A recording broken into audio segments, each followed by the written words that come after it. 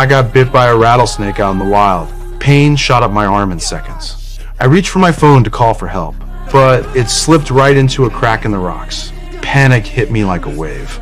I had no choice but to pull out my knife. I sliced open the wound, hands shaking. Then I sucked out as much venom as I could. My head was spinning, vision going dark.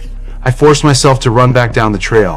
Every step felt like my last. I crashed through the door just in time, grabbed a bottle of beer and chugged it down. I hoped the alcohol would numb the pain. Then I collapsed face first onto the bed. My breathing turned fast and shallow. Everything around me felt like it was warping. My right hand swelled up like a balloon. Then came a knock, faint and distant. When I opened my eyes again, the wound was completely gone. It was like the snake never bit me. But something felt wrong. I had just shaved yesterday. Now, my beard was thick again. I stepped outside to check my car. Dust covered the whole thing, like it had been sitting for weeks. I didn't overthink it, wiped it off, and drove to the store. But the streets were dead silent, not a soul in sight. Outside the store, a body lay still. Clearly had been there for days. I checked around, heart pounding. A faded sign warned people to evacuate. Then it hit me. Something terrible happened. I hadn't called my parents in weeks. I jumped back in the car and turned on the radio. And that's when I found out.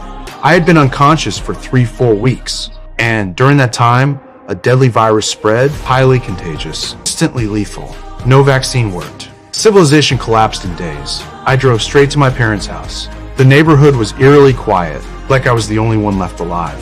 Rotten fruit filled the kitchen. Even the pot of yams had sprouted leaves. Then I saw the flies. My parents had been dead for days. They'd passed alone while I was asleep. I broke down completely. A damn snake bite saved my life, but it also stole my family.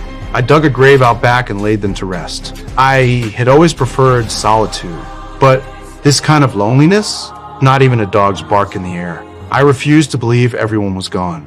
Next morning, I drove into town. Cars were abandoned everywhere. Even the church was full of corpses. People must have died in complete despair. Still, I didn't give up. I stocked up on supplies from the store. Then I headed to Las Vegas. I sped down the highway alone, pushed the pedal past 300. But Vegas was a ghost town. Neon lights blinked over empty streets.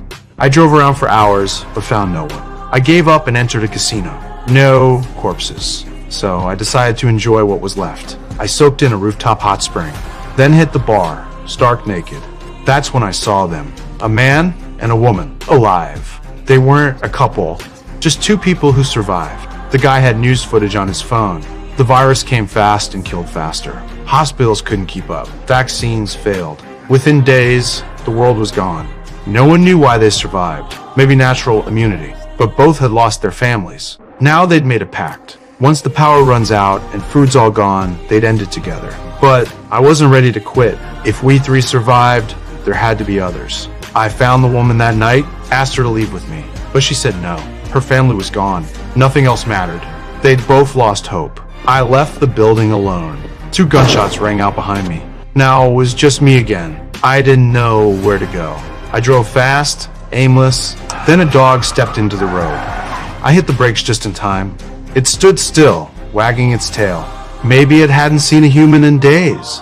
I got out and petted it gently. Now I had a companion. Me and the dog wandered together. We stayed in empty houses.